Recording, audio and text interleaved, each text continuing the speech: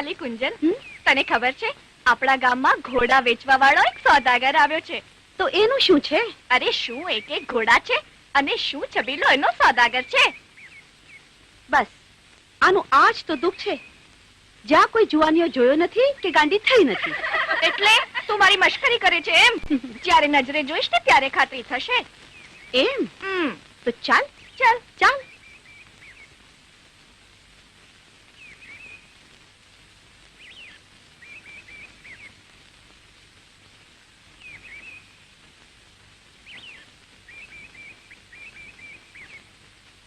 એ જુવાન,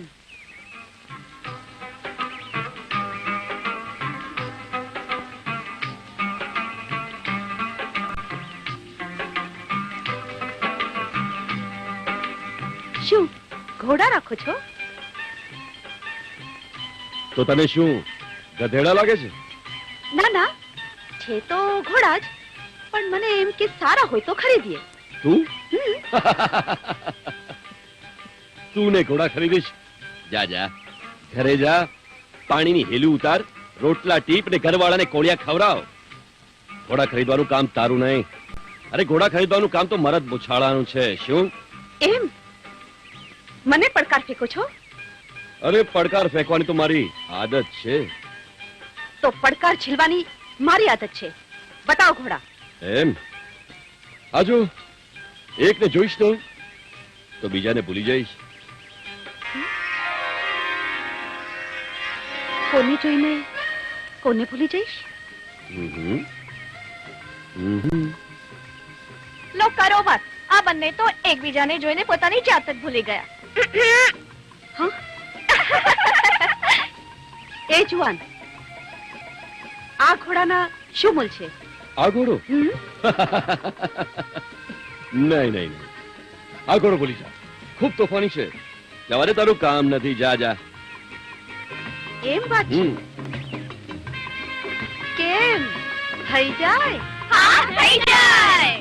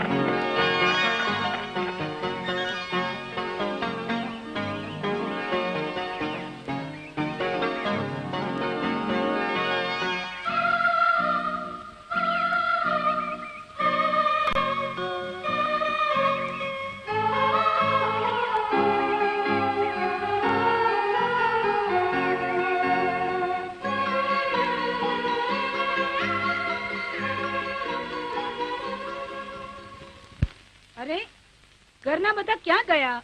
આ ઘરમાં કોઈને કોઈની પડી નથી. વિજુ બેટા, ઓ બેટા વિજુ. એ આવી બા. ક્યાં છે? શું કરે છે બેટા? આ તે રૂડા રૂપાળા જમાઈરાજ ગોતી આપ્યા છે ને, એની સાથે લમણા જીકતી હતી. ક્યાં છે જમાઈરાજ? આ રહ્યો સાસુજી. આ તમારા બેય ચરણોમાં રહેલો સ્વર્ગ જેવો આ સાસરવાસ છોડીને હું ક્યાં જાઉં? જાઉં તો ક્યાં જાઉં? જમાઈરાજ છું ને. સાંભળો જમાઈરાજ, આ મારી દીકરી વિજુ છે ને હા એને અમે ખૂબ લાડકોડમાં ઉછેરી છે. અહીં તો દેખાય છે હજી ગાજર હાથમાં લઈને ફરે છે. જમાઈરાજ રાજ હા. એને બરાબર સાચવજો હા. અરે એને શું તમે કયો ને તો હું તો છે ને તમને બરાબર સાચવું. જરા ઊભા તો રહ્યો. હું છે તારે? અરે પણ મારી વાત તો સાંભળો. મેં તારે કેટલી વાર કીધું કે સવાર સવારમાં હું બહાર જતો હું ત્યારે મારે કોઈ બબાલ ના જોઈએ. માથું ખાઈ ગઈ મારું. હું છે જેઠા હવારમાં હું માંડ્યું જ તમે લોકોએ ઘરમાં કઈ શાંતિ જેવું મળે કે નહીં? તમારે જે કઈ કેવું હોય તમારી વહુને કહો. કોણ જાણે ક્યાંથી આ બબાલ મારે ગળે વળગાડી. ઓહો બાકી શું મારા બે શાળા છે. એક ઘોડે ચડીને ફરે ને બીજો બબાલ માથે લઈને ફરે. હું બોલ્યા જમાઈરાજ? કઈ નહીં આ તો જરા વિવેક કર્યો. જમાઈરાજ છું ને. હવે ખજવાડવાનું બંધ કરો ને અંદર ચાલો. હવે અંદર આવી નહીં મારે ખજવાડવાનું જ છે ને. પછી અહીં ખજવાડવું કે અંદર ખજવાડવું? જ્યાં સુધી તું ગાજર ખાઈશ ને ત્યાં સુધી મને ખજવાડ આવશે. લુખસ થઈ ગઈ છે. ચાલો ને. અરે ગાજર ચાલો સાથે ખજવાડ ને સાસુ જમાઈ જેવો સંબંધ છે. જો હું એક અગત્યના કામે બહાર જાઉં છું. અરે કહું છું તમે ઘરના વ્યવહાર સાચવશો કે ગામમાં ખાની પંચાયત જ કર્યા કરશો? તારે હું કેવું છે ઈ ઝટ કે મારી પાસે ટાઈમ નથી હવે. અરે કહું છું આપણા દીકરાનું સગપણ મારા ધ્યાનમાં છે. ક્યાં? મારો ભાઈબંધ ખરો ને મોહન, હમ. એના દીકરાની દીકરી કુંજલ, કુંજલ? એની હારે નક્કી કરવા જઈને ન્યા જાઉં છું. એમ? હા. હાલો હું ભેળી આવું છું. ના તમારે આવવાની જરૂર નથી. હું એકલો જ જાઉં છું. તે ક્યાં જાવ છો? જમાઈ રાજ, હું મારા દીકરાને તમારા શાળાનું સગપણ નક્કી કરવા જઈ રહ્યો છું. તે તમે શું કરવાને જાવ છો?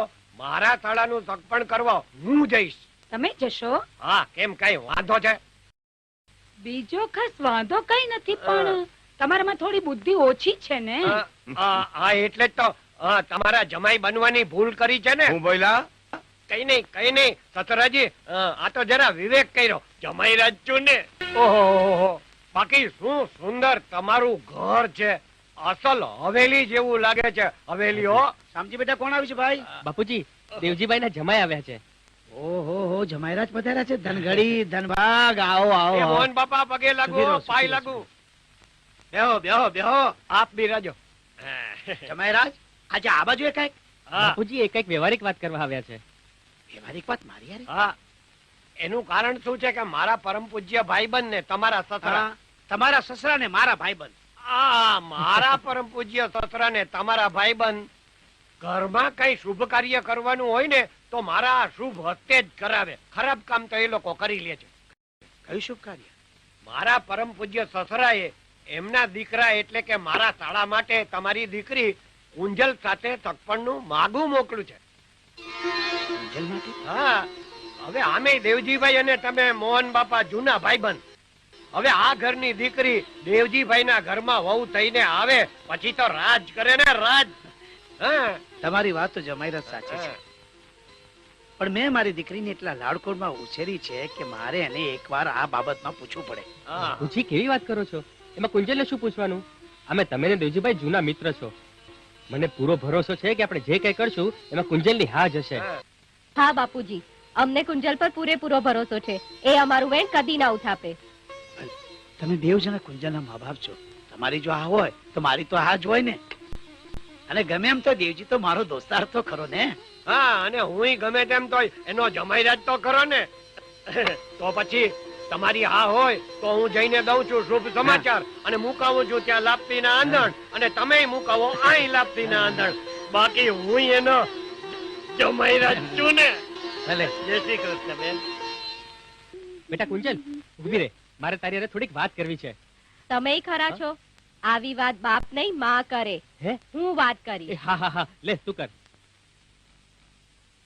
બેટા કુંજલ, હા તને આ ઘર આંગણામાં હસતી કૂદતી જોઈ હૈયામાં હરકની હેલીઓ ચડતી, પણ હવે શું? હું તમારા દાદાને આંગણે હંમેશા રમતી જ રહીશ. ના બેટા, દીકરી તો પારખું ધન કહેવાય, પારખી થાપણ. ગમે એટલી લાડકોડમાં રાખો તો એક દિવસ એવો આવે છે કે કાળજા પર પથ્થર મૂકીને એને પારકાના હાથમાં સોંપી દેવી પડે છે. બેટા માં, આ તો શું કહે છે મને નથી સમજાતું. દીકરી, આજે તારા સગપણનું માગું આવ્યું તું ને મેં ને તારા બાપુએ ને વધાવી લીધું છે. માં, આ તમે શું કર્યું? એમાં તને શું પૂછે? અમે તારા માવતર છીએ. અમે જે કંઈ પણ કર્યું છે તારું હિત વિચારીને જ કર્યું છે. પણ તમે કેમ ધારી લીધું કે એમાં જ મારું હિત છે? અમે કેમ ધારી લીધું એટલે તું કહેવા શું માંગે છે? અરે કુંજલ, તે જે આંખો ખોલીને માળામાંથી ઉડવાનું શરૂ કર્યું છે ત્યારે અમે જિંદગીના તડકા છાયા જોઈને બેઠા છીએ ને તું એમ કહે છે કે અમે કેમ ધારી લીધું એમ? હા હા, હશે હવે, બાળક છે. ના માં, હવે હું બાળક નથી. સારું કે નરસું શું કહેવાય એની મને સમજણ આવી ગઈ છે. એટલે અમારા વચનની કોઈ કિંમત જ નથી એમ? બાપુજી, બા, તમે મારા માવતર છો,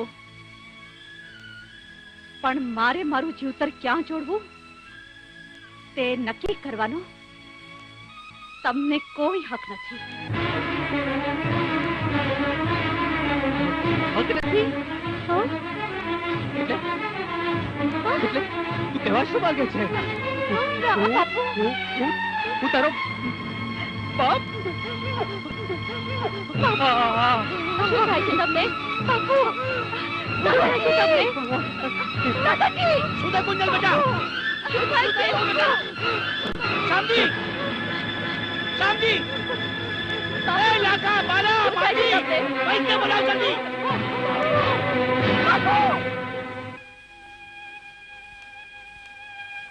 બચવાની આશા નહીં વચ્ચે એમના હૃદયને સખત આંચકો આવતા હૃદયની ગતિ મંદ પડી જાય છે. હવે તો ભગવાન જ પડું કરે. ભાઈ બાપા,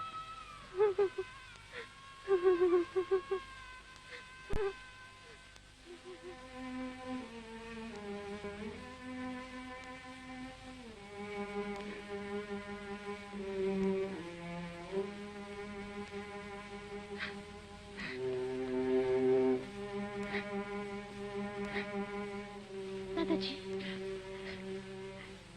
દાદાજી, કુંજલ, તે તારા મા બાપ નું દિલ દુભીને બહુ મોટી ભૂલ કરી બેટા.